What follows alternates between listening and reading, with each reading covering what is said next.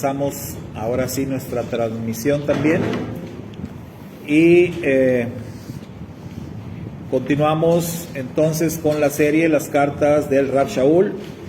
Estamos en la carta a los Colosenses y hoy vamos a ver capítulo 3 versos 1 al 17.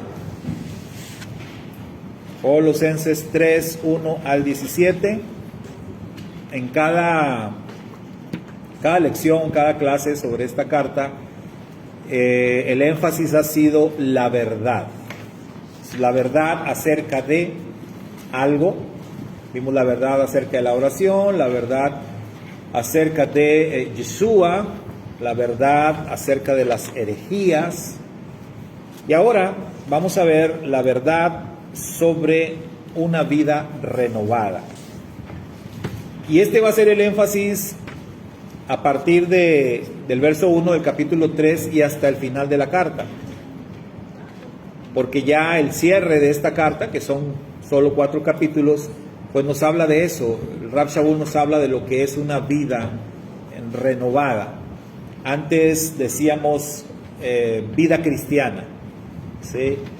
Recuerdo que había incluso una materia que se compartía en un instituto bíblico que se llamaba así, vida cristiana. Y yo siempre les decía, pues, si quieren aprender sobre la vida cristiana, pues leer los escritos del Rav Shaul, especialmente esta carta a los Colosenses en su parte final, la carta a los Efesios en su parte final, y la carta a los Romanos también en su parte final, capítulos 12 al 16, pues son de verdad escritos que tratan a detalle de cómo es que un creyente debe vivir su vida. Entonces, en estos últimos capítulos, ese va a ser el énfasis, la verdad sobre una vida renovada. Probablemente vamos a ver hasta 3 o 4 clases acerca de este tema. Pero hoy solamente versos 1 al 17. Nuestro texto clave, versos 1 y 2, en donde dice: Yahweh les dio nueva vida, pues los resucitó juntamente con Mashiach. Por eso, dediquen toda su vida a hacer lo que a Yahweh le agrada. Piensen en las cosas del cielo, donde Mashiach gobierna a la derecha de Yahweh. No piensen en las cosas de este mundo. Luego nos dice acá que la vida de un creyente siempre está bajo la lupa divina, por supuesto, y también la lupa de los hombres. Esto es algo muy cierto, hermanos. La Escritura dice que los ojos del Eterno contemplan toda la tierra. O sea, el Eterno está al pendiente de todo lo que hacemos, de todo lo que decimos, de lo que no hacemos también, incluso de lo que pensamos. El Eterno todo lo ve, no hay nada que se le escape. Nosotros somos los que a veces pensamos o creemos, no sé por qué razón, que el Eterno no nos está viendo, que nos deja de ver. De repente perdemos la fe, porque si realmente creemos con profunda convicción que Él nos observa todo el tiempo, pues no haríamos ciertas cosas que a veces hacemos, o no diríamos ciertas cosas que a veces decimos. Cuando alguien tiene la profunda convicción de el Eterno me está viendo, pues entonces nos portaríamos muy bien todo el tiempo. Pero desgraciadamente luego perdemos esa convicción y nos comportamos como si Él no nos viera. Pero pues para eso está también las personas. Entonces, cuando perdemos la convicción de que el Eterno nos ve, entonces hay personas que nos ven. Y cuando esas personas son otros creyentes, el que otro creyente nos observe para nosotros es como si Dios nos estuviera viendo, ¿verdad? Y entonces nos cuidamos de los hermanos, de que ay, no me vaya a ver el hermano, ¿sí? Y me llegó a pasar así en ocasiones de que llegaba a casa de alguien y pues iba llegando, me bajaba del carro y me iba acercando a la casa para tocar la puerta y me llegó a pasar que luego se oía así como que una música estruendosa, ¿no? De esas de que, pues ya sabrá, ¿no? Qué música. Y ya de pronto al tocar la puerta y como que se asomaban por la ventana, y bájale, y pon a Marcos Witt, ya. No, pues ya qué, ¿verdad? Y entonces yo decía, pues ¿por qué se cuidan de mí? O sea, ¿yo qué? Pero es que así funciona. O sea, cuando las personas, cuando otro creyente nos ve o se da cuenta de lo que hacemos, eso nos preocupa. Y es que sentimos que Dios nos ve a través de ellos. Y sí, así es, y por eso Dios pone así a las personas también.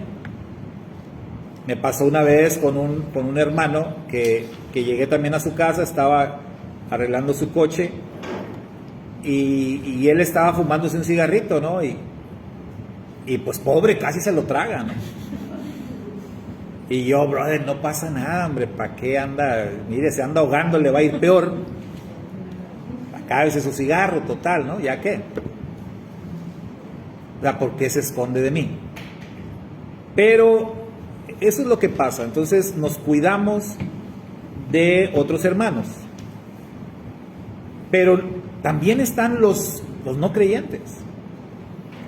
O sea, el Padre nos observa, los hermanos nos observan, pero los más implacables son los no creyentes. Esos son los más tremendos. Porque, pues el Eterno, como quiera, dijera el rey David, prefiero caer en las manos del Eterno porque sé que el Eterno va a tener misericordia de mí. Pero caer en manos de mis enemigos, no, hombre, me van a destazar, ¿verdad? Cuando somos juzgados por los incrédulos, ahí no hay misericordia. Ahí, hermano, agárrate. Y los incrédulos nos observan, mira, pero con un escrutinio, que cualquier cosita que hagas ya están sobre de ti. Entonces todo el tiempo estamos bajo la lupa, eso es una realidad. Del Eterno, de los hermanos, de los incrédulos. Eso quiere decir el mundo. Y el mundo es bien exigente. O sea, ustedes saben de qué estoy hablando, ¿verdad? Todos tenemos o a veces familiares, o a veces amigos o conocidos, o vecinos, que por el hecho de que nosotros somos creyentes, ellos demandan perfección de nosotros. Y siempre nos sacan a luz. Pues no que eres hermano, no que muy santo, pues que no estudias la Biblia, y ahí está. No que, y tú que vas a la iglesia, mira. Y siempre eso, y nos atacan por ese lado. Entonces demandan perfección de nosotros. Y bueno, eso, todo eso de alguna manera nos ayuda. Todo eso de alguna manera pues nos desafía. Les comentaba la semana pasada de la página esa de Facebook en donde siempre están peleando, ¿no? Las personas ahí. Y vi un comentario de un hermano que decía, dirigiéndose a los demás creyentes de raíces hebreas, y les decía, hermanos, en lugar de estarse peleando y todo, decía, debemos de darle gracias al Eterno por la vida del brother José Luis, y son 2 o 3 que siempre están ahí duro y duro. Y decía, debemos agradecer al Eterno porque mira, el hecho de que ellos escriban estas cosas, a nosotros nos sirve de ponernos a estudiar más. Y para poder contestarles, entonces uno se mete, uno estudia, y mira, hasta les deberíamos de agradecer que nos estén diciendo de cosas, que nos estén criticando y que nos sirve, finalmente, lo vemos como algo malo, pero no. Al final del camino resulta que es algo bueno. Entonces el estar bajo la lupa de los incrédulos, pues, en cierta manera nos sirve. cuando lo tomamos en cuenta, ¿verdad? Porque si no te importa, o sea, si tú piensas, pues a mí me vale lo que digan, pues entonces no te va a ayudar. Pero si de alguna manera lo valoras y te preocupa y quieres, pues sinceramente dar un buen testimonio, pues entonces sí te va a ayudar. Aún las críticas de las personas que ni saben de la palabra, que ni entienden, pero cómo están ahí, ¿verdad? Señalando y diciendo y opinando de cosas que no conocen. Pero dentro de todo, pues yo creo que el Eterno les usa y permite eso para nuestro propio bien. Lo cierto es que estamos obligados, eso sí, estamos obligados a hacer luz. Porque el Mashiach dijo que somos la luz del mundo. Entonces estamos obligados a dar un buen testimonio. Y de hecho sabemos que el mensaje mejor predicado es aquel que se transmite a través de las acciones, a través de las buenas obras, a través de un buen testimonio. Ese es el mejor mensaje que nosotros podemos proclamar. Y ahí es donde entra este tema de la vida renovada. O sea, vivir una vida renovada, una vida que agrade al Eterno, pues es la mejor manera de ser luz. Es la mejor manera de cumplir con lo que el Eterno demanda de nosotros. En este texto de hoy, entonces, vamos a encontrar varios principios, varias instrucciones, sobre todo muy prácticas, que marcan el estilo de vida que debe vivir un verdadero hijo de Dios. Lo que me gusta de esta parte de los escritos del Rav Shaul es que son muy prácticos, muy prácticos, incluso muy específicos en algunas áreas. Y en las que no sean tan específicas, pues el principio que nos comparte el Rav Shaul nos ayuda, nos aclara el panorama para descubrir qué cosas específicas están relacionadas a ese principio. Y es algo de lo que vamos a ver en la clase de hoy. Bueno, entonces sí, vámonos rápidamente a la pregunta número 1, que dice: ¿qué principio fundamental de una vida renovada podemos ver en el verso 3? Y ahí hasta tenemos una ayudita, ¿verdad? En la respuesta.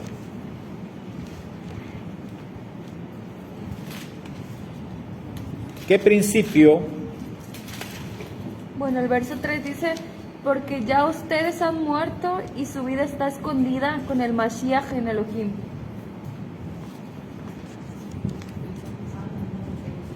Entonces, ¿qué sería la respuesta?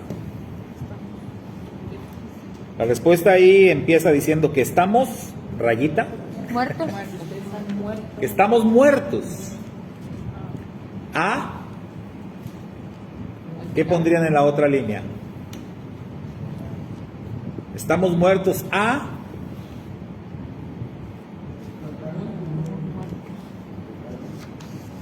¿Ahora no les han compartido las preguntas a los hermanos virtuales? Miren, hermanos. ¿La alcanzan a ver? ¿Qué le van a poner ahí, hermanos, en la segunda línea?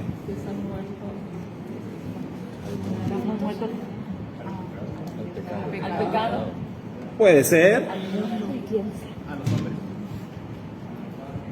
A la carne, al pecado, a la vida vieja, al mundo. A la vida vieja. Se puede tomar una palabra ahí del mismo escrito, A las cosas de la tierra. a lo terrenal, ¿verdad? Hay una versión que dice a lo terrenal. Entonces cualquiera de estas que dicen es correcto.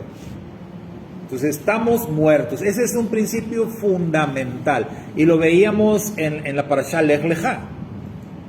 donde el Eterno llama a Abraham y le dice, deja tu tierra, deja tu patria. Entonces es una forma de decir, Abraham, todo eso ya olvídalo, todo eso ya se quedó atrás. El Rab Shaul usa la palabra muerto, estamos muertos a todas esas cosas. Entonces, al pecado, al mundo, a la carne, etc. Ese es un principio fundamental. Número 2. Mencione ejemplos respecto a... Mire, estas palabras que aparecen ahí es lo que les decía, son como principios, ¿no? Son conceptos que necesitamos entender un poquito más a fondo, conceptos que necesitamos hasta desmenuzar, encontrar cosas específicas que tengan que ver con esos conceptos. Porque el Rab Shaul, ya cuando empieza él a decir, ok, estamos muertos a las cosas terrenales, ¿como qué cosas? Pues cosas como la fornicación, cosas como las impurezas, las pasiones desordenadas, los malos deseos, la avaricia. O sea, ese tipo de cosas es que estamos muertos. Pero acá queremos mencionar ejemplos respecto a cada concepto. Entonces, por ejemplo, fornicación. ¿Qué cosa específica puede conectarse con este concepto de fornicación? Porque a veces no entendemos o no todos tenemos claro el concepto de fornicación, ¿verdad? Yo escucho esa palabra y siempre me acuerdo de un chiste, perdón, porque ilustra esto, ¿no? De no entender el concepto de las palabras. ¿Quieren oír el chiste? Ahí les va, ahí les va. No crean que es un chiste pelado, no. Puede sonar, sí, pero no. Es que era un gatito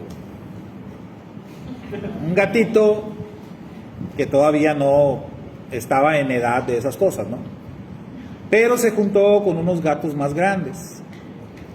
Y entonces, una noche, el gatito va con los gatos más grandes y los gatos más grandes empiezan a perseguir a una gata. La gata se trepa a un árbol y los gatos empiezan a caminar alrededor del árbol. Y mientras hacían como una especie de desfile o danza alrededor del árbol, los gatos empiezan a decir, vamos a fornicar, y están ahí. Y el gatito, él no sabía, pero él también se va detrás de ellos. Y él igual, y vamos a fornicar, y el gatito, vamos a fornicar, ahí va. Ya después de un buen rato, el gatito dijo, yo ya nada más fornico esta vuelta y me voy, porque estoy muy cansado. Entonces, él no sabía, él no entendía el significado de la palabra. Y por eso es importante entender el significado de las palabras. Entonces, ¿qué significa fornicación? A veces no tenemos muy claro el concepto, o a veces encasillamos el concepto a una sola cosa cuando en realidad el concepto puede ser muy amplio. Puede ser que según yo lo entienda, yo diga, no, yo no estoy cometiendo fornicación. Y resulta que sí, porque no entiendo el significado amplio de la palabra.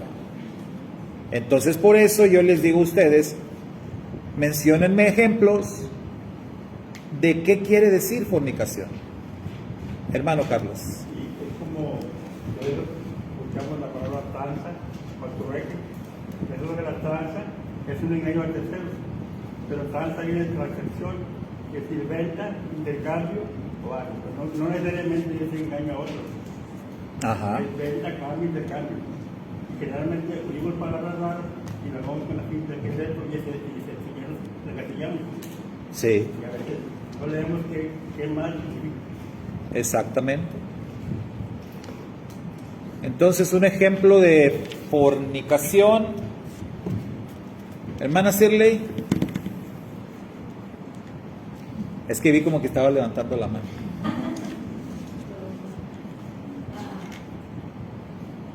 Pues puede ser, o sea, varias cosas, no meramente. La más común, así, lo más común y lo más literal como se entiende el concepto de fornicación, ¿cuál es?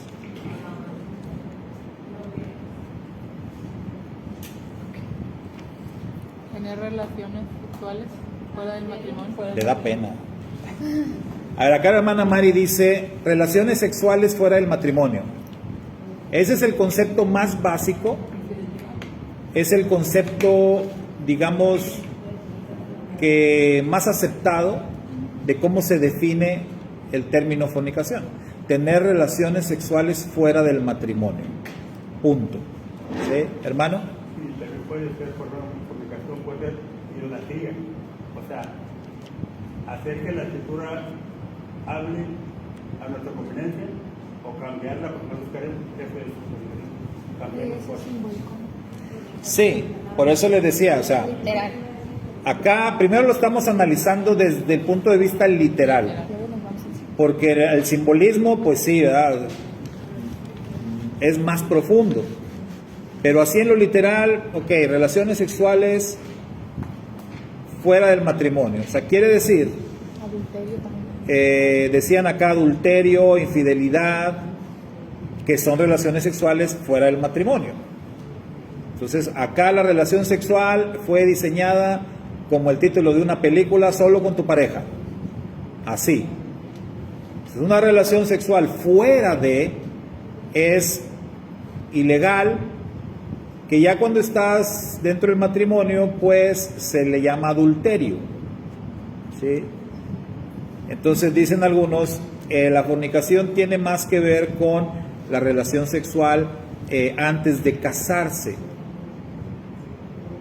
Si las personas, si la pareja está teniendo relaciones sexuales sin estar casados, entonces están cometiendo fornicación. Esa es la forma más sencilla de entenderlo. Pero fíjense que la palabra que se traduce como fornicación, es una palabra griega que es porneia. Porneia. Y de esa palabrita griega, porneia, que se traduce como fornicación, viene una palabra que es pornografía. Porneia, pornografía. Entonces, visto así, o entendido así, si una persona ve pornografía, comete fornicación. O sea, es una manera práctica, ¿no? También de verlo, de aplicarlo. Ahora, según la interpretación de la Torá de nuestro Santo Maestro Yeshua, Yeshua dijo que si un hombre mira a una mujer para codiciarla, es decir, para desearla, entonces el tal hombre está cometiendo adulterio, dijo Yeshua, está cometiendo fornicación. Nosotros diríamos, pero ¿cómo, Señor? O sea, la vista es muy natural, etcétera, ¿no? Pero el maestro dijo, si miras a una mujer para codiciarla, ya estás fornicando, estás cometiendo fornicación. ¿Cómo es que funciona eso? Recuerden, hemos explicado que a esto se le llaman cercas de protección. O sea, los rabinos utilizan cercas de protección.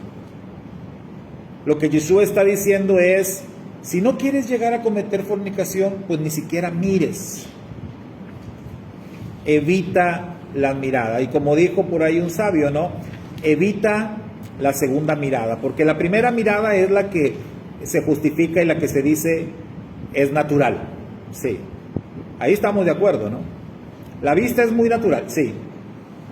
Pero la segunda mirada ya no es natural.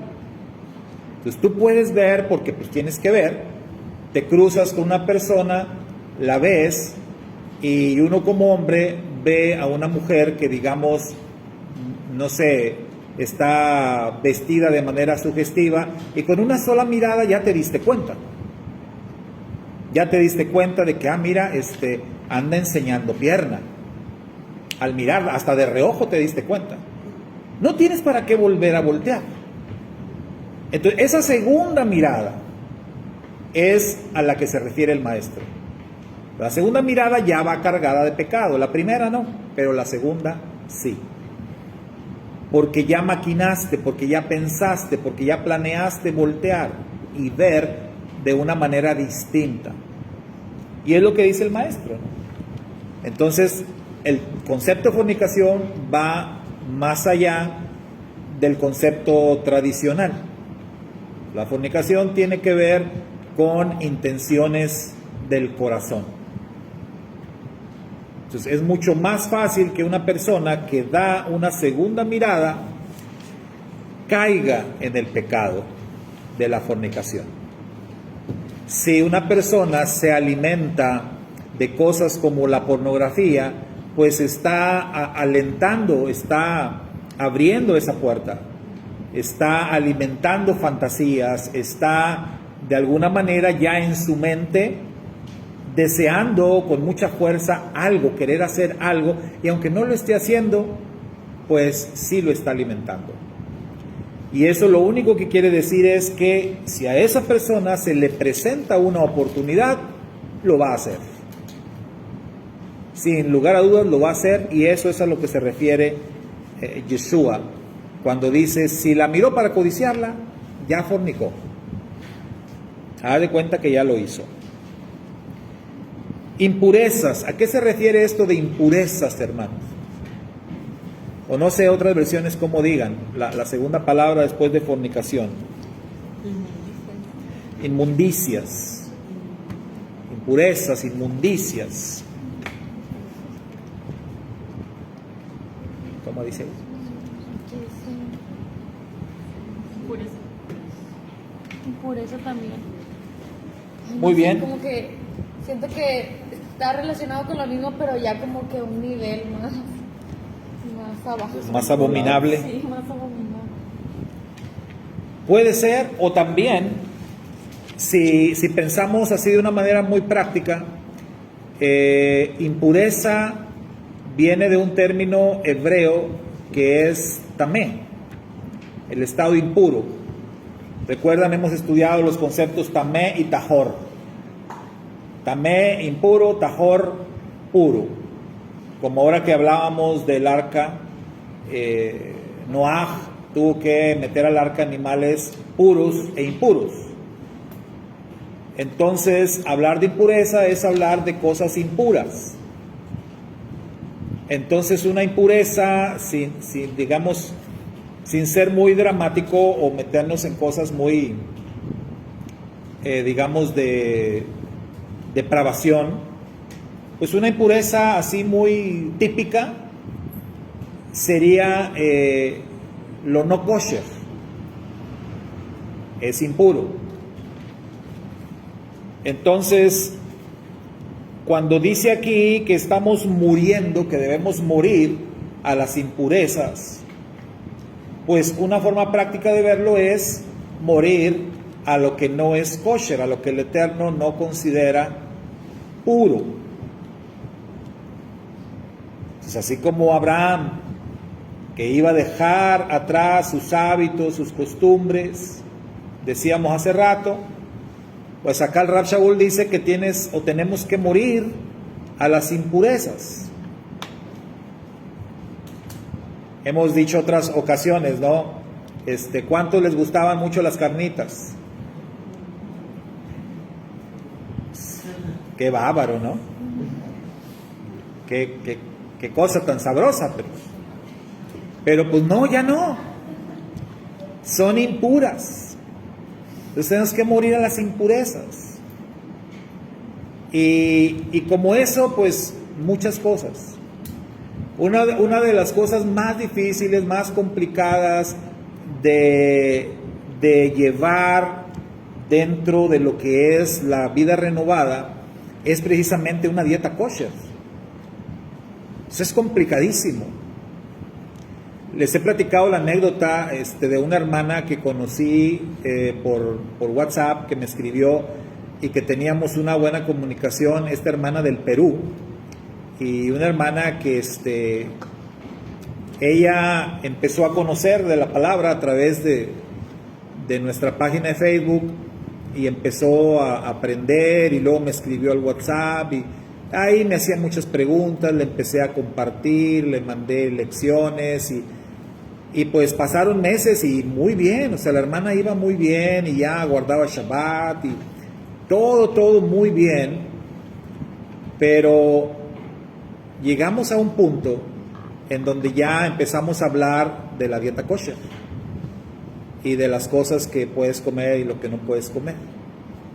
Y entonces ella me hace una pregunta y me dice, oiga hermano, ¿y puede uno comer? Ya no recuerdo el nombre del animalito. Cuyo. Pues era como un cuyo, pero aquí lo conocemos como cuyo, allá les dicen de otra manera. Y le di, porque hasta yo le dije, ¿pero qué es eso, hermana? Pues mándeme una foto, ¿no? A ver Cuino, sí. qué tipo de animal es, ¿no? Y ya donde lo vi dije, no, este es un roedor, ¿verdad? Y le dije, Cobaya. no, algo así. Allá en el Perú lo comen mucho. Como el pollo. Y entonces, sí, como aquí comemos pollo, allá comen eso, ¿no? Cobaya. Y entonces ella me empezó a argumentar.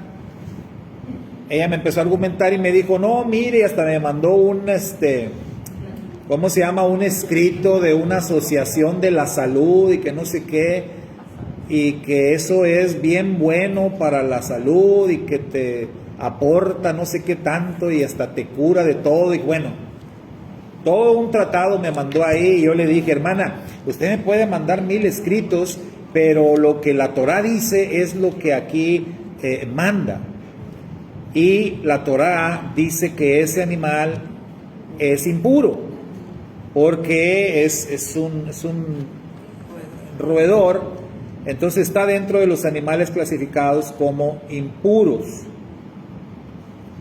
Y entonces ella siguió insistiendo y yo entendía, dije, bueno, es que la hermana le ha de gustar mucho, ¿verdad? No quiere dejar de comerlo. Y bueno, yo nada más le dije, mire, yo nada más le comparto lo que dice la Torá. Y total que pues ya no me volvió a escribir, no me volvió a hablar, ella se quedó con su cuyo, comiendo sus cuyos y pues ni modo, ¿verdad? Perdimos la comunicación. Y yo entiendo que esa es la parte muy, muy complicada, muy difícil, cuando te encanta pues los camarones, los ostiones, las carnitas y todo ese tipo de cosas, pues es complicado. Entonces son impurezas. Si lo vemos así, son impurezas. Y el Rab Shaul dice, tenemos que morir a las impurezas. Luego dice pasiones desordenadas. Pasiones desordenadas, no, fornicación, impurezas, y luego dice pasiones desordenadas, no sé otras versiones como digan. Dice bajas pasiones. Bajas pasiones. Apetitos insanos. Apetitos insanos, dice acá.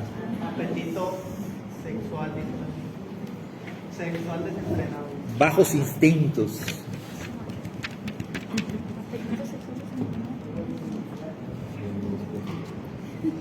Me acuerdo de una película que hizo Yuri que se llamaba Altos Instintos. En lugar de Bajos Instintos, hizo Altos Instintos. ¿No la vieron? Era de la compañía Armagedón, que hacían películas cristianas. Y se llama Altos Instintos. O sea, lo contrario de Bajos Instintos. ¿Qué son pasiones desordenadas? Ahí sí ya entramos en lo que decía Karen, ¿verdad? O sea, ahí ya hablábamos ahorita de fornicación, bueno, estas son cosas peores. Acá ya estamos hablando de depravaciones. porque hay niveles, así como hay niveles de santidad, hay niveles de obediencia, hay niveles de compromiso con el Eterno, también hay niveles de maldad. Por eso la Escritura dice, no tenemos lucha con carne ni sangre, sino contra, dice ahí varios niveles que hay dentro de las huestes del mal. O sea, en las huestes de maldad también hay niveles. Hay gobernadores, hay príncipes, hay esto, hay aquello. En el pecado, en la maldad de la gente también hay niveles, nada más que son para abajo. O sea, vas descendiendo cada vez más, cada vez más. ¿Recuerdan la fábula esta, ¿no? De la que hablábamos en la parashá Noaj, cuando Noaj bebió el vino, y la historia esta que decía que que Noaj se asoció con el Satán. Esto es de un midrash, y que el Satán hizo ahí sacrificios de animales, y entonces se mezcló con la viña la sangre de animales era un león, ¿verdad? Sí. Un león, ¿cuál era el otro? Un mono. Un mono, un cordero, primero el cordero, luego el león, luego el mono y luego el cerdo, en ese orden. Y entonces esta historia, esta fábula, lo que enseña es básicamente: ten cuidado con el alcohol. Ten cuidado con el alcohol, porque mientras tú te mantengas, digamos, con una medida respecto al alcohol, eres un cordero, eres una oveja, eres inocente. Pero si te sobrepasas con el alcohol, de pronto ya te vas a creer que eres un león. Pero tú no eres un león, tú eres un cordero. Pero ya el exceso de alcohol te hace sentirte que eres un león. Y luego, si te sigues pasando, vas a dejar de ser un león y te vas a convertir en un mono, del que todos se ríen, del que todos se burlan. Eres un payaso. Y si sigues abusando del alcohol, vas a terminar siendo un cerdo. Es decir, vas a perder totalmente el control y vas a ser capaz de las peores cosas, cuando el vino ya te controle a ti. Entonces esa historia que cuentan los rabinos, que es una fábula, pues tiene una enseñanza muy práctica y nos habla de niveles también, cómo una persona va descendiendo cada vez más. O sea, acá las pasiones desordenadas nos sigue hablando de pecados sexuales, pero a un nivel mucho más bajo. Depravaciones, lo que decían, ¿no? Zoofilia, bestialismo, pedofilia, ¿sí? Todo eso, o sea, todo ese tipo de depravaciones, pues ya empiezan a manifestarse en una persona que va degradándose más y más. Y esas son pasiones desordenadas. Malos deseos, bueno, malos deseos es ahora sí que una baraja muy amplia, ¿no? Malos deseos. Pero díganme algunos ejemplos de malos deseos. ¿Sale mal a alguien? Eso es muy común, desearle el mal a alguien. Entonces el Mashiach también enseñó sobre eso. El Mashiach decía que si tú te enojas contra tu hermano, pues es pecado enojarte contra tu hermano. Ahorita vamos a hablar de eso, ¿no? Insultar a tu hermano, o sea, va subiendo de nivel. Primero te enojas con tu hermano. El siguiente paso, lo insultas. Le falta el respeto a tu hermano. El tercer paso, le deseas el mal. Y entonces el Mashiach compara eso con el asesinato. Oísteis que fue dicho a los antiguos: no matarás. Pero yo os digo que cualquiera que se enoja contra su hermano es culpable. Lo que está diciendo el Mashiach es que todo asesinato comienza con enojo. Primero te enojas, luego insultas, luego deseas el mal. Y ya cuando pasaste todo ese camino, pues eres capaz de matar.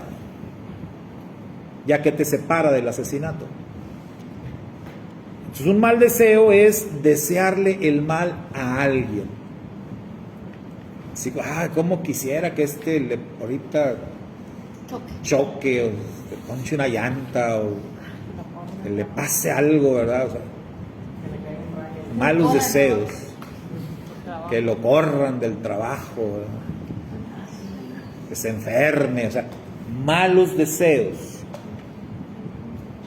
Hay que tener cuidado con los malos deseos, porque puede pasar y entonces vas a tener culpa. Acuérdense del profeta Eliseo, que maldijo unos muchachos en el nombre del Eterno y salieron unos osos de no sé dónde, se los comieron. Hay que tener cuidado. Entonces, malos deseos.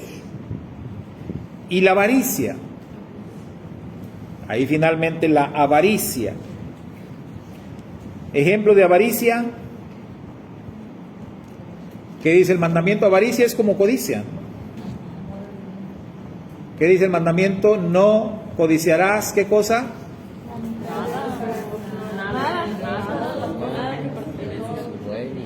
En resumen, nada, ¿verdad? Pero fíjense, ahí ese mandamiento está bien larguito, ¿no? No codiciarás la mujer de tu prójimo, ni el buey de tu prójimo, ni su asno, ni su asna, ni su casa, nada que pertenezca a tu prójimo. No codiciarás. Entonces es avaricia. Y ya hemos dicho que cuando codicias algo, la codicia te lleva a otro pecado, y a otro, y a otro. De hecho, hermanos, ahí en la carta a los Colosenses dice que la avaricia es idolatría. ¿Se fija? Y al final dice, avaricia, que es idolatría. Entonces, ¿por qué es idolatría? Es la pregunta que sigue exactamente, ¿verdad? ¿Por qué la avaricia es considerada idolatría? Porque tomas los deseos materiales como si fueran un dios, los diosificas. Muy bien. Ahora son todo para ti, eso que tú quieres es todo para ti, ya sea el dinero, ya sea cualquier cosa. Se convierte en una fijación, ¿no? Pero vean ustedes que en el orden de los mandamientos, ¿qué lugar ocupa el no codiciar? El 10. Y normalmente en nuestra forma de interpretar los mandamientos, ¿cuál es el primero? Porque sabemos que en el concepto hebreo es yo soy el Eterno. Pero tradicionalmente, ¿cuál es el primero? No tendrás otros dioses. O sea, el que prohíbe la idolatría. Entonces es interesante que tengamos como primer mandamiento no tener ídolos, y como último en el orden de los 10, no codiciar. Y siempre decimos que en la perspectiva hebrea hablamos de ciclos. Entonces, si nosotros ubicamos los 10 mandamientos en una forma cíclica, vamos a obtener algo muy interesante. Y resulta entonces que el 10º nos lleva al primero. Y por eso el Rab Shaul dice que la codicia es idolatría. Entonces, una persona que codicia va a ir a dar al primer mandamiento y se va a encontrar con que está quebrantando el primer mandamiento. Por lo que decía ahorita Sergio, ¿no? Porque codiciar es una palabra fuerte. Codiciar es desear con todo tu corazón, con una fijación, con algo. Es como, voy a hacer lo que sea. Voy a hacer lo que sea por obtener esto. Eso es codiciar. Imagínate todo lo que una persona va a ser capaz de hacer para obtener lo que desea, lo que codicia. Y pues por codicia puedes robar, puedes cometer adulterio, hablas mal de tu prójimo, puedes... Vas a quebrantar todos, ¿verdad? Por eso es como hacer cerrar un ciclo, y es como que vas a fallar en todos y volver a empezar. Entonces, de ahí que el Rab Shaul diga que la avaricia entiéndase codicia, es idolatría, que sería como el más grave de los pecados, aunque directamente no lo estés haciendo, pero sí. ¿Sí, hermano? Y el caso de Satanás, que dijo que se enterró a los lados del norte y se ve que igual al Altísimo, y ahí pecó totalmente. Sí. ¿Y qué fue lo que pasó? Codició. Se acabó. Codició, ¿verdad? Muy bien, siguiente. ¿Por qué cree usted que respecto a unas cosas el Rab Shaul dice hagan morir y a otras dice desechen?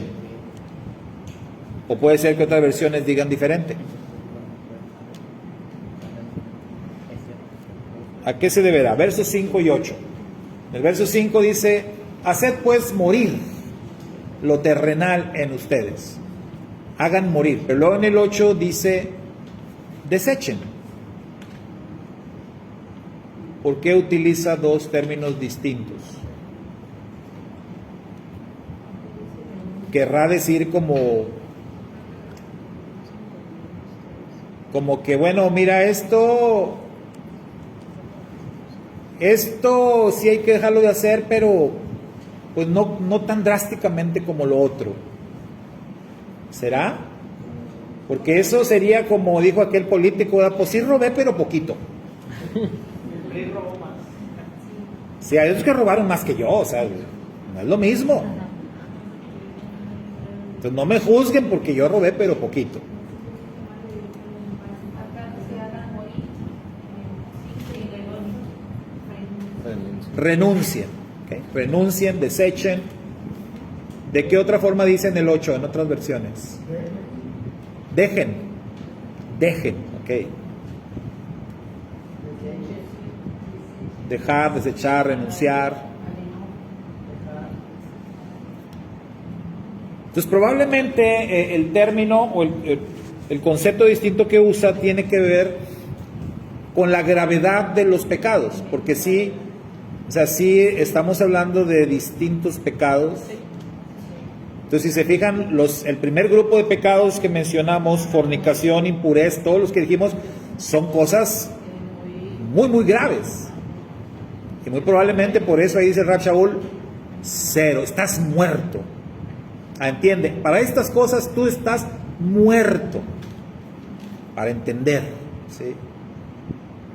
Y luego el otro grupo de pecados que viene a continuación ya no son, digamos, tan graves como estos, y probablemente por eso utiliza otro concepto, pero aún así no dejan de ser conceptos fuertes, porque renuncia, pero bueno, las renuncias, a veces cuando tú renuncias a algo,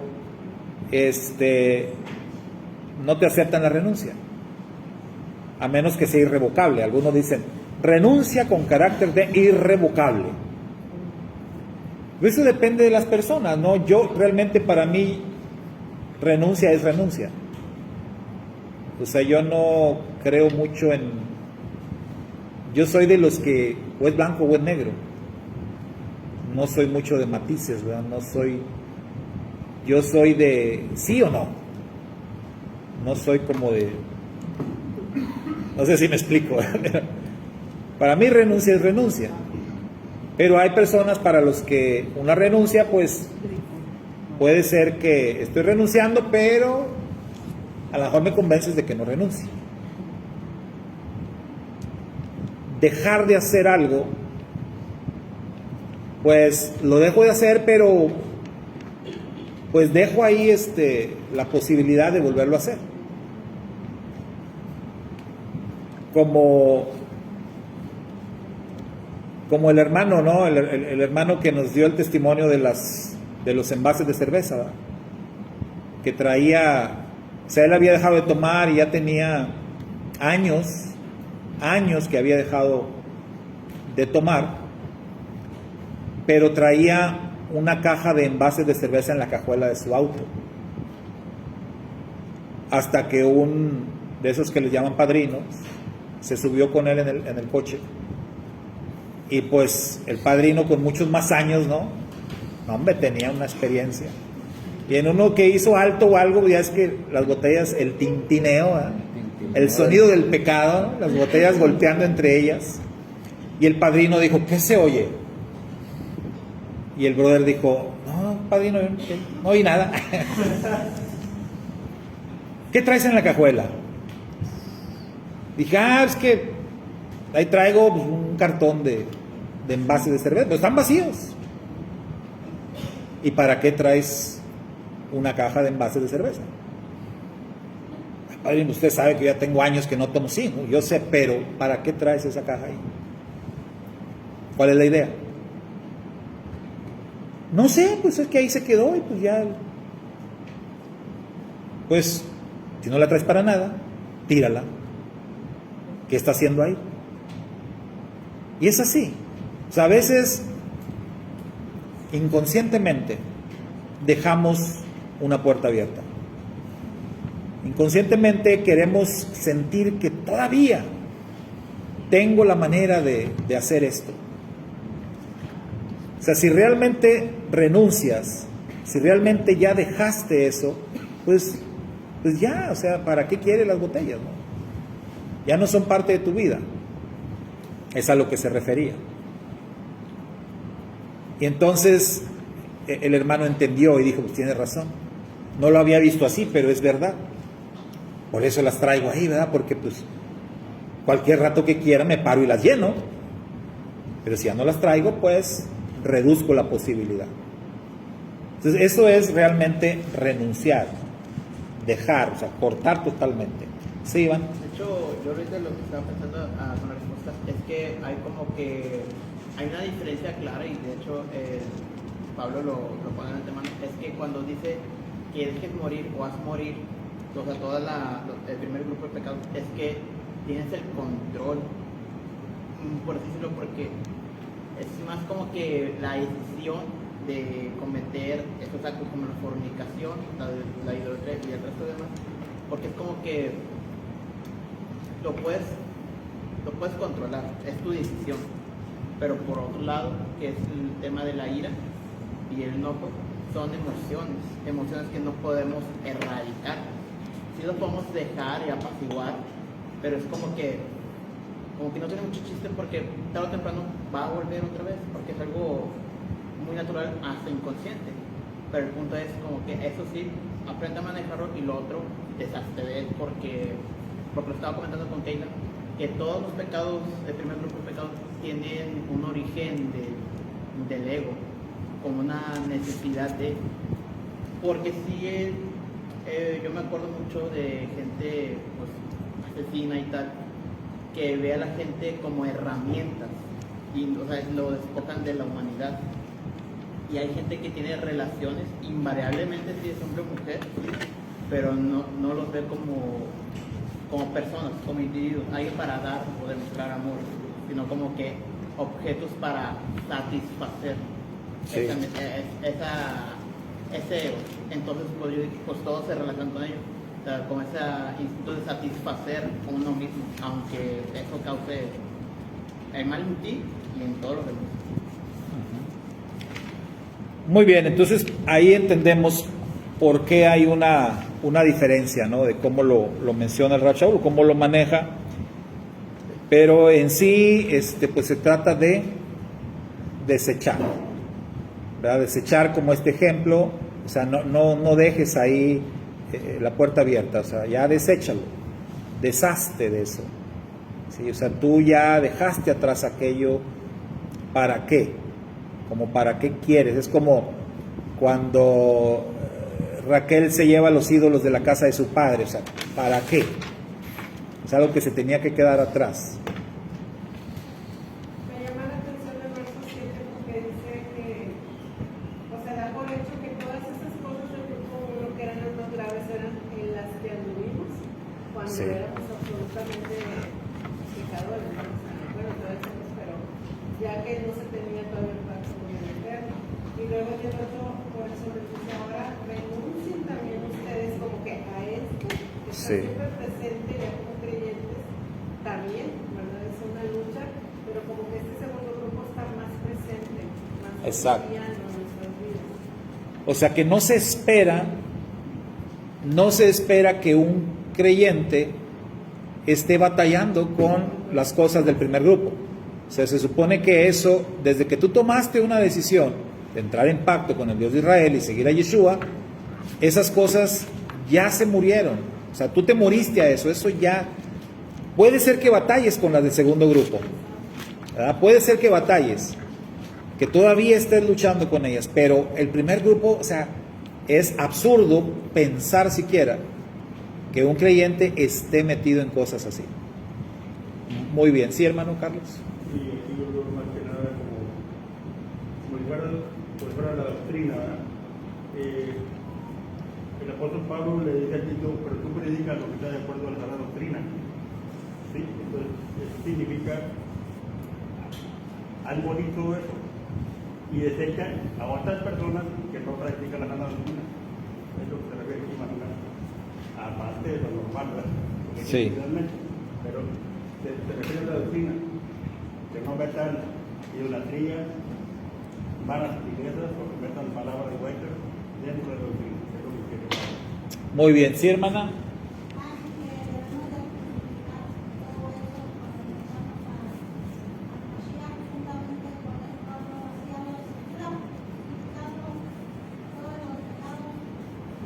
Sí, es un ajá. Sí, es un concepto que usa mucho el Rab Shaul, el concepto de morir al pecado. Lo usa mucho, ¿verdad? En la carta a los Gálatas, cuando él dice que juntamente con el Mashiach nosotros hemos sido crucificados y que ya no vivimos conforme a la carne. O sea, en la novedad de vida ya no hay lugar para esas cosas. Es un concepto que él maneja bastante. Y la idea era que se entendiera eso, ¿no? Así. Obviamente no estás muerto literalmente, pero para ese tipo de cosas es como si estuvieras muerto. Número 5, ¿cuál es la diferencia entre ira y enojo? Porque dentro del grupo de pecados que está mencionando ahí, él menciona la ira y el enojo de forma distinta. O sea, si fueran lo mismo, pues dice enojo o dice ira, pero no menciona los dos. Y él hace mención de los dos. Entonces, ¿cómo podemos entender eso? Que la ira es más fuerte, puede llevarte a cometer algo que recibe más delicado. Muy bien, dice la hermana Mari que la ira es algo más fuerte. O sea, como hablando de niveles, como si enojo es primer nivel y luego la ira ya es un nivel más alto. Ahora, si queremos apretar este asunto, porque aquí estamos diciendo que enojo e ira son pecados, pero el Eterno se enoja y el Eterno también se llena de ira. El Mashiach se enojó también. Ahí está, ¿verdad? Entonces tenemos que entender, ¿verdad? Tenemos que descifrar. Acuérdense que por eso hemos dicho que no se puede hacer una doctrina de un texto, de algo que diga un texto. Siempre hay que analizar lo que la Escritura dice en su totalidad acerca de un tema. Entonces, el enojo se puede convertir en un pecado, la ira se puede convertir en un pecado, pero no necesariamente son pecado. Una persona puede enojarse y no pecar. Una persona puede incluso airarse y no pecar, porque también dice airaos, pero no pequéis. ¿Sí? Entonces, sí es posible, si eso no te va a conducir a un pecado. Incluso hay un texto que dice, no se ponga el sol sobre vuestro enojo.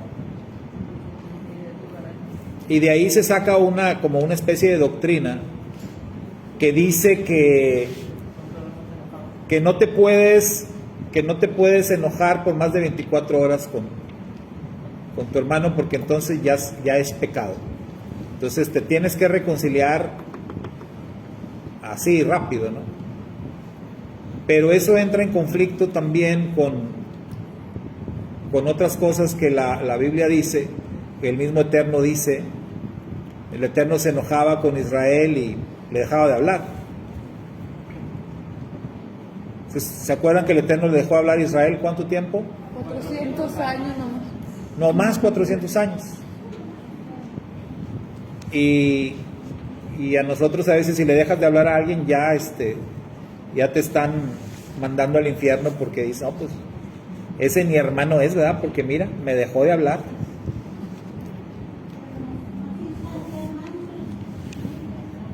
¿Sí?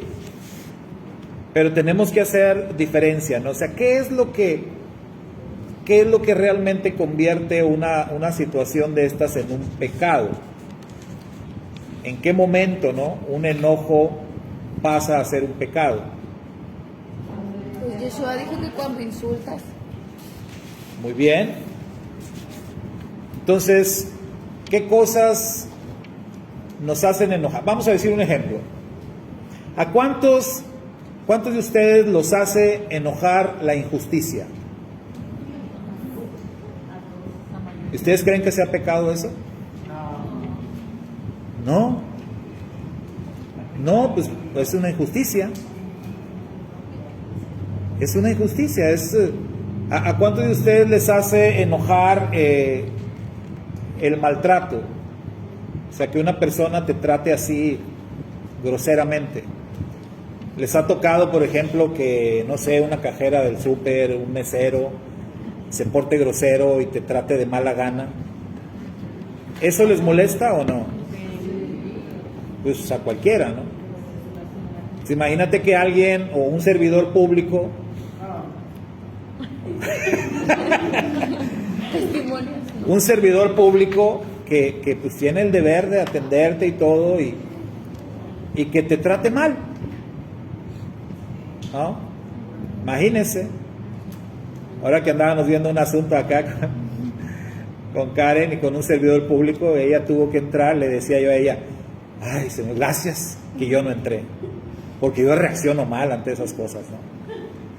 Y porque me decía Karen que la muchacha ni siquiera volteaba a verla. Entonces imagínate un servidor público y que tú llegues, señorita, buenos días, y la señorita en el celular, y que no te conteste. Señorita, buenos días. Sí, buenos días, ¿qué quiere? Y no te voltea a ver. Yo con eso tengo, no sé ustedes, pero yo con eso ya empiezo a perder la cordura, ¿no? Y yo sé que te atienda de mala gana y que al final luego se trataba acá de que le preguntó por una dirección y la señorita le contesta, búsquela en Google. Oye, es tu deber darme la dirección. No. Entonces, esas cosas pues enojan.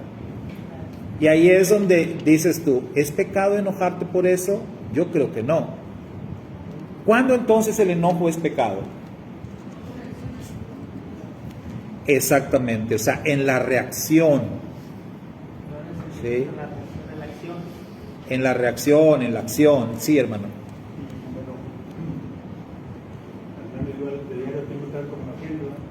Hay gente muy amable, hay gente que tiene mi integritan, ¿verdad? Como vendedor que soy, tiene mi integritan, entonces sí tengo reacciones diferentes con cada uno. Tengo que tratarlos de acuerdo como son ellos. Porque si bien les digo que habla fuerte y yo le hablo del espacio, va a creer que soy más de él. Pero si le contesto igual, ya se detiene. Sí. Dice que ahorita está con el correo, ¿verdad? Y mire, así. Ahí no funciona lo de la blanda respuesta, quítala ahí. Luego me sale con él. Es que quien siempre tiene razón. De acuerdo, siempre y cuando venga. En cambio, uno que es bien amable, ya hace la pregunta. Sí. Es otra cosa diferente.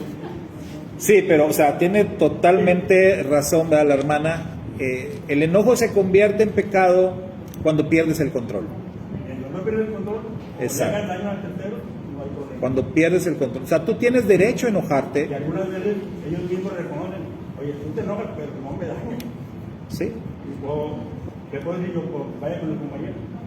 Por ejemplo, si en el caso que les digo, Karen le hubiera puesto un cachetadón a la señorita, pues ya perdió el control, ¿verdad? Sí. Entonces el enojo muy justificable, pues ya se convirtió en pecado, ¿no? Por la reacción. Y la misma situación con la ira. Entonces, de hecho, el enojo pues pasa a ser ira y todavía tienes derecho a airarte, está bien, te puedes airar, pero sin pecar. Esto se trata de no pecar. Entonces, ¿entendemos bien la diferencia entre una cosa y otra? Número 6. ¿Qué pecados de los mencionados por el Rab Shaul se cometen específicamente con la lengua? Ahí en la listita que menciona, blasfemias, Palabras groseras, dice aquí. ok, otra versión, palabras groseras, ¿qué más? Conversaciones sucias. Ok, conversaciones sucias, dice, ¿qué versión es? Pechita. La Peshita dice conversaciones sucias, y eso está buena. Habla obscena. Obscenas, conversaciones obscenas. Ok. Doble sentido puede ser también. Ay, sí. Conversaciones sucias. ¿A cuánto les molesta el doble sentido? Ay, me molesta. Los albures. Los albures. Yo siento que los jóvenes de hoy, la mayoría, hablan, tienen ya un lenguaje muy corrompido. Pues no se echan los jóvenes. Sí, pues los más jóvenes hablan ya. El lenguaje soez, ¿no? Soez. O sea, palabras, pues sí, groseras. Pero es una manera elegante de decir soez. Hay malas palabras y hay palabras vulgares. O sea, hay niveles también. Una cosa es cuando una persona dice, oye, es bien mal hablado. Ah, bueno, es mal hablado. Pero cuando eres vulgar, ya... De una persona mal hablada es tolerable. De hecho, en nuestra cultura, ¿verdad? En México es muy común el lenguaje coloquial que le llaman. O sea, ser mal hablado.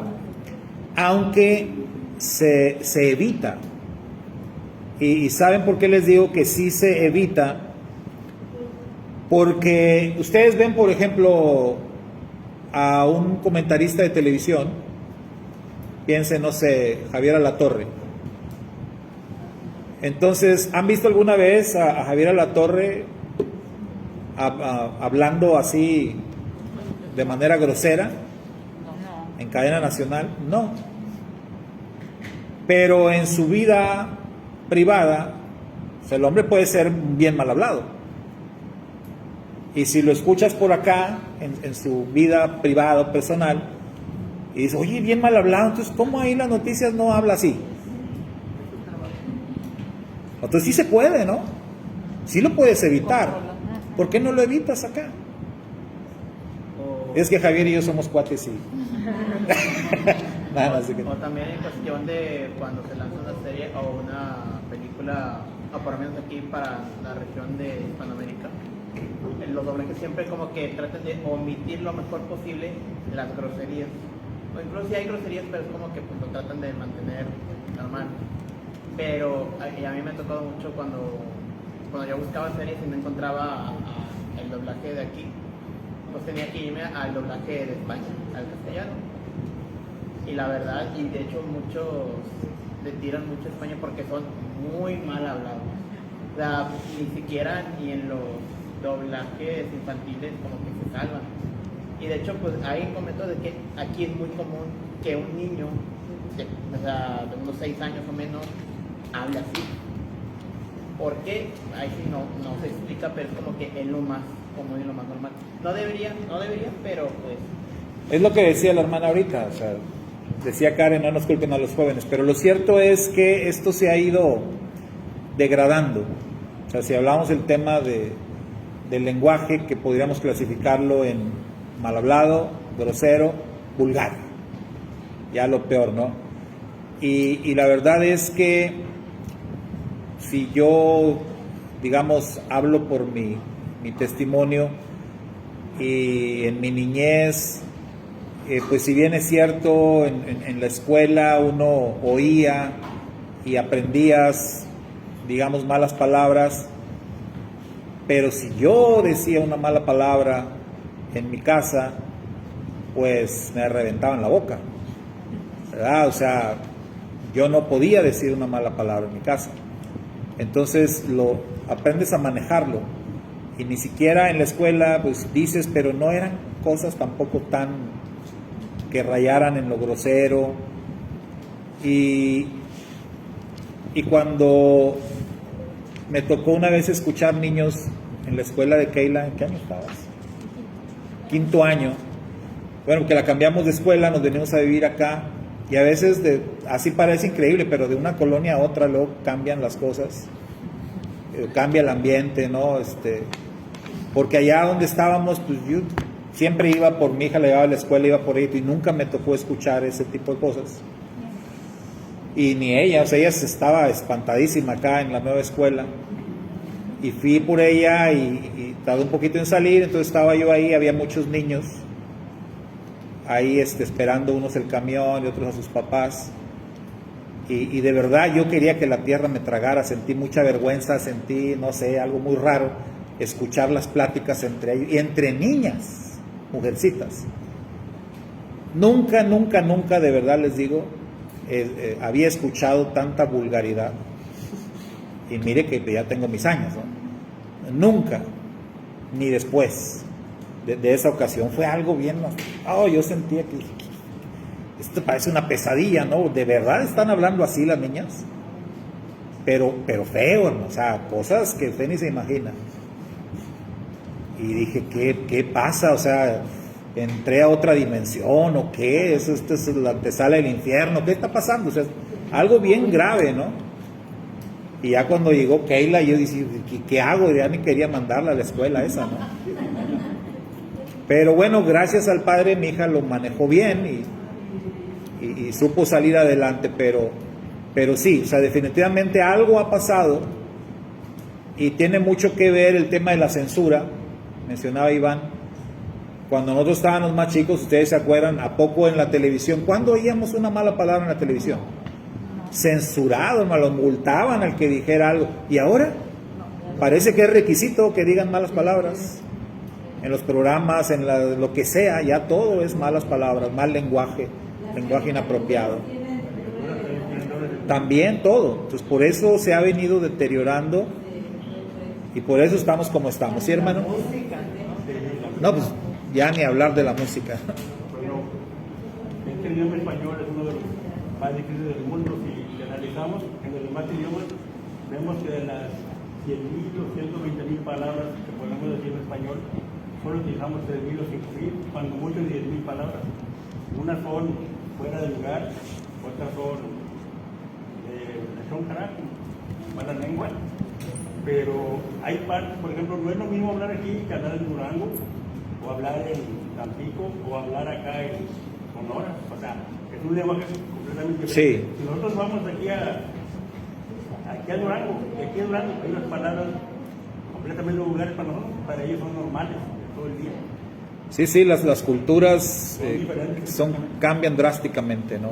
De un lugar a otro, eso es verdad. ¿Sí, hermana? Ahorita estamos en una gran lucha, porque nosotros estamos viendo con Alexa, o sea, de repente se le salen palabras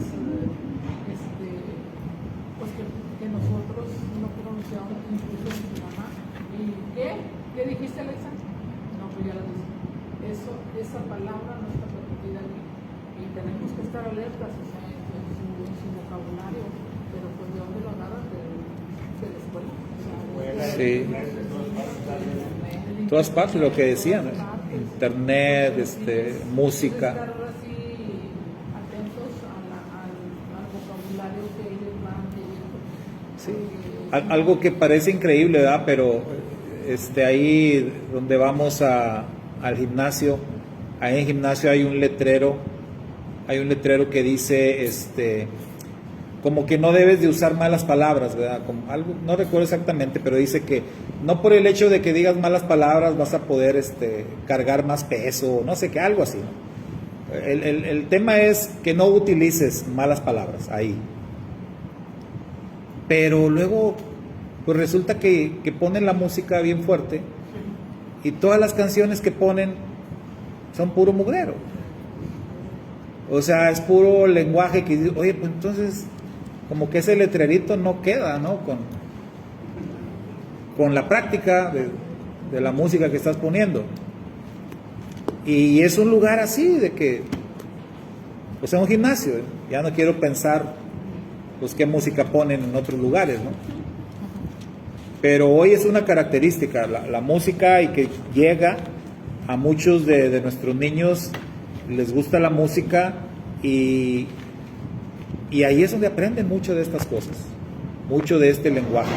Y de hecho es culpa de nosotros como personas ya mayores, o sea, que no podamos medir o tener cierta discreción a la hora de ver cierto contenido o de cierto contenido, porque yo recuerdo mucho cuando estaba un Yankees pirata de música, que ahí ponía su bocina y se escuchaba por toda la calle pues, las canciones vulgares, y yo siempre me quedé pensando, oye, pues, pero nadie va a decir nada, en el sentido de que pues, hay niños, y yo siendo pues, ya más o menos mayorcito, entonces yo recuerdo una vez que sí me puse en contra de, hablando de música, yo sí me puse en contra de pues, cierto género, y casi que se me lanzan al cuello por criticar un género en específico. El reggaetón.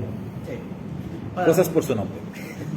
Pero es como que incluso, como que yo entiendo que lo escuches y pues, no es nada, o sea, ya no escuchas, o sea, nada más para tener ruido de fondo, ruido blanco, pero el hecho de que, oye, pues también, ya, entiende lo que estás consumiendo y entiende a quién se lo estás poniendo, porque no vas a poner ese tipo de música en fiestas infantiles cuando son niños de 5 años, porque incluso a mí me tocó tener esa transición de tener música de Cricri y Tatiana para 2 años después escuchar esta música en las fiestas infantiles. Entonces es como que la gente como que le dejó de importar realmente qué es lo que consume y qué es lo que le enseñan. Bueno, no tanto que enseña, sino que le enseña a sus hijos. Porque incluso hay gente que es, y yo conozco, por lo menos cuando yo iba a la escuela, hay gente que es muy mal hablada, sí, pero es como que saber en qué momento decirlo. O sea, una cosa es decirlo con tus amigos, gente que confianza, ahí estar en una presentación formal o estar en una plaza pública, es como que también saber medir. Sí, lo que decíamos, o sea que sí es posible controlarlo, pero no quieren hacerlo. Bueno, hermanos, ya para finalizar, haga una lista de los mandamientos positivos que aparecen en nuestro texto. Todos entendemos lo que es un mandamiento positivo, ¿verdad? Mandamiento negativo es algo que se prohíbe. No hagas esto, haz morir esto, renuncia a aquello. Pero tenemos mandamientos positivos, lo que sí debemos hacer, lo que se nos ordena hacer. Y como dato aquí, pues muy interesante para todos aquellos que descalifican los 10 mandamientos, pues la verdad es que el Nuevo Testamento, en sus 27 libros, que es una cosita así, ¿no?, de gruesa en la Biblia, contiene muchos más mandamientos que todo el Tanaj, que es mucho más grueso. Entonces es un dato muy interesante. Y que haya personas que su teología se basa principalmente en el Nuevo Testamento y descalifican el Antiguo Testamento por el tema de las leyes, pues parece que no leen con mucha atención, porque el Nuevo Testamento tiene muchos más mandamientos. Y para muestra, nuestro texto. Aquí estamos con 17 versos, y de los 17, ni siquiera en todos los 17 están los mandamientos positivos. Pero bueno, tomando todos, negativos y positivos, ustedes van a ver que en estos 17 versos hay más de 10 mandamientos. Fácilmente, ¿no? Más de 10.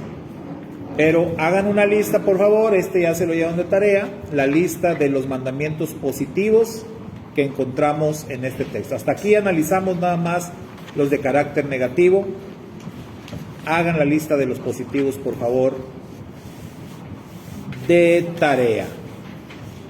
Gracias, hermanas que estuvieron participando acá virtualmente. No sé qué dijo la hermana Ketita de las tortas ahogadas, pero algo dijo. Son de marranito. Que son de cerdito. Ah, ok. A lo mejor. No Pues ni modo, hermana Ketita, haga morir esos apetitos sé. de De cebrada de res. tortas ahogadas. Shalom, nos vemos, bendiciones.